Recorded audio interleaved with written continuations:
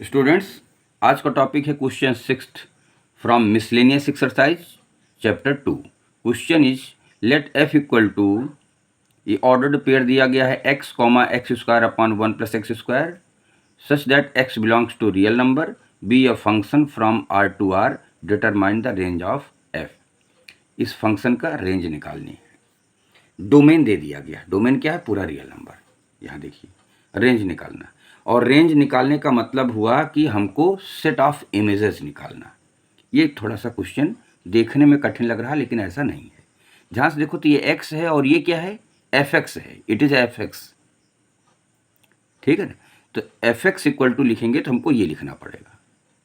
तो हम इसको y भी कह सकते हैं। आप इसको क्वेश्चन को लिखने का तरीका बदलते, fx equal to x square upon 1 plus x square, ये क्वेश्चन लिखा रहता है। इसको लिखने के नए तरीके से दे दिए।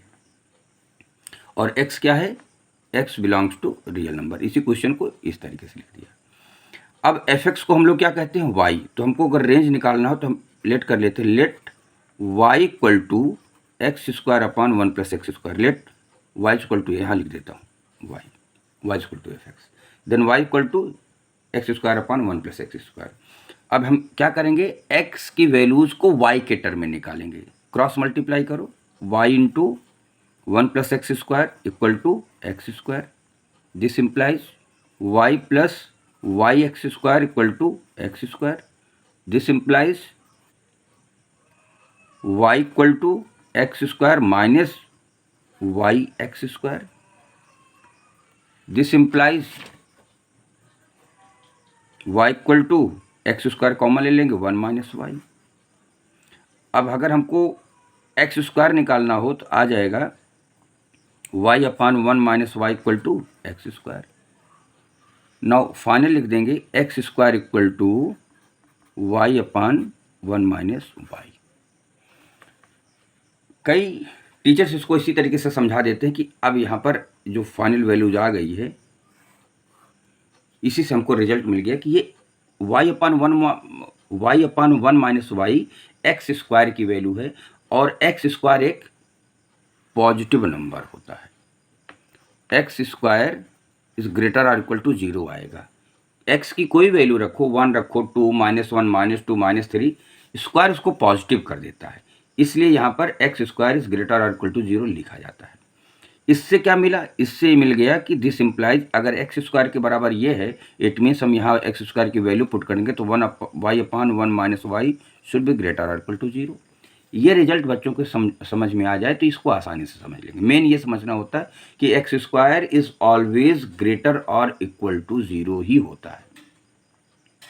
कई टीचर इसको समझाने के लिए यहाँ से इस स्टेप को बदलते हैं। क्या लिखते हैं? यहाँ पे लिख के दिखा देता हूँ। वो लिख देते हैं this implies x equal to plus minus under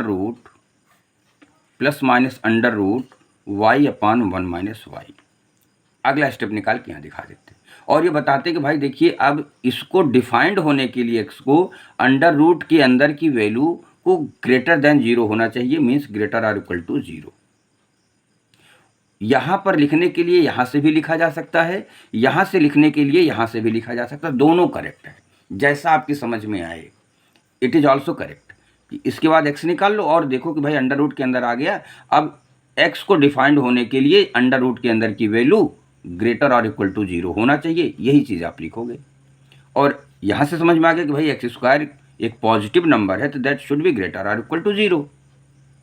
it means x square की वैल्यू यहाँ पे। तो दोनों प्रोसेस एकदम करेक्ट हैं। समझने का तरीका है, जो भी आपके समझ में आ जाए दोनों करेक्ट हैं। यहाँ से भी वही मिलेगा, यहाँ से भी एक्स स्क्वायर से भी वही मिलेगा। Denominator should not be equal to 0। अगर डिनोमिनेटर 0 हो जाएगा तो एक्स स्क्वायर अनडिफाइंड आ जाएगा। तो यहाँ पर साथ साथ में ये भी लिखना चाहिए, यहाँ पर y नॉट इक्वल टू 1, कि y अगर 1 के इक्वल होगा तो एक्स स्क्वायर अनडिफाइंड आ जाएगा, और वो नहीं होना चाहिए। इसको ऑलवेज पॉजिटिव बना देते हैं, y into 1 minus y upon 1 minus y का होल स्क्वायर ग्रेटर और इक्वल टू 0। कुछ टीचर ऐसा बताते हैं और बहुत अच्छा। हमने इसको ऑलवेज पॉजिटिव कर ही दिया, उसी से मल्टीप्लाई कर दिया, तो ऑलरेडी ये पॉजिटिव हो गया, होल स्क्वायर हो गया। It is whole square, then ये पॉजिटिव हो गया। अब यहाँ से ही कोई रोल रहेगा कि पॉजिटिव और नेगेटिव यही डिसाइड करेंगे। तो पॉजिटिव हो गया, पॉजिटिव से मल्टीप्लाई करो, कोई फर्क नहीं पड़ता। तो इसीलिए इसका रोल अब क्या हो गया, y into 1 minus y decide करेंगे कि ग्रेटर देन 0 होगा कि लेस देन 0 होगा, क्या वैल्यू आएगी।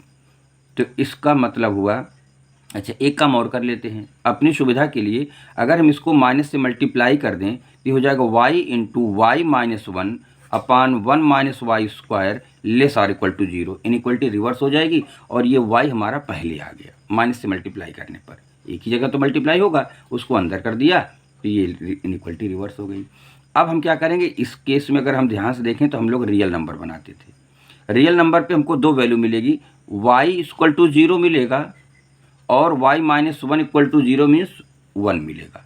तो हमारे रियल नंबर के तीन पार्ट हो गए, ये तीनों डिसाइड करेंगे कि कब ये वैल्यू कब पॉजिटिव होगी कब निगेटिव होगी। अब ध्यान से देखिए, अगर हम 1 से बड़ी वैल्यू रखते हैं, इसमें 1 से बड़ी वैल्यू रखते हैं, मान लेते हैं हम 2 रखते हैं, तो यहाँ 2 पॉजिटिव नंबर, यहाँ 2 माइनस 1 ये भी पॉजिटिव नंबर, तो पॉजिटिव इंटू पॉजिटिव पॉजिटिव होगा, ये तो ऑलरेडी पॉजिटिव है ही, 2 रख दो, 1 माइनस 2 माइनस 1 का होल स्क्वायर पॉजिटिव, तो इसका कोई रोल ही नहीं है। तो यही दोनों डिसाइड कर रहे हैं कि पॉजिटिव वैल्यू आएगी।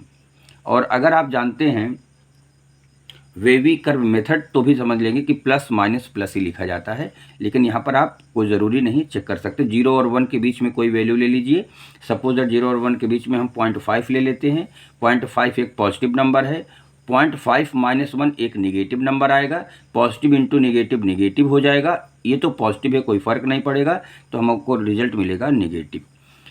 0 से कम अगर कोई वैल्यू ले लेते हैं, सपोज दैट -1 ले लेते हैं, y की वैल्यू माइनस है, यहाँ -1 मिलेगा, यहाँ -1 इंटू -1 रखेंगे तो ये भी माइनस मिलेगा, -2 हो जाएगा, तो माइनस इंटू माइनस प्लस हो जाएगा, तो टोटल वैल्यू प्लस आ जाएगी। तो पहले से हमको रिजल्ट मालूम था यही आना है।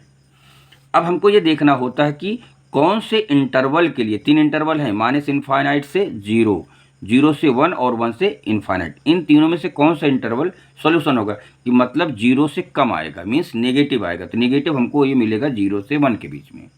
तो श्योर हो गया कि यहाँ से हम लिखेंगे y बिलोंग्स टू, अच्छा एक चीज़ ध्यान रखेंगे कि y 1 नहीं होना चाहिए, ये भी ध्यान रखेंगे, कंडीशन है कि y 1 नहीं होना चाहिए, तो ये 1 नहीं हो सकता, लेकिन 0 हो सकता है, तो y बिलोंग्स टू 0 से 1 को हम ओपन कर देंगे, स्मॉल ब्रैकेट, 1 हो नहीं सकता ना, यहाँ से डिसाइड हो रहा है कि 1, अगर 1 रख दोगे तो देखिए एक्स स्क्वायर अनडिफाइंड आ जाएगा, तो ये चीज़ यहाँ से क्लियर होगी कि एक्स स्क्वायर अनडिफाइंड नहीं आना चाहिए, तो यहाँ पर इसको ध्यान रखना पड़ता है कि 1 नहीं होगा, 0 हो सकता है, ठीक है, 0 की वैल्यू पे कोई फ़र्क नहीं पड़ता, 0 हो सकता है।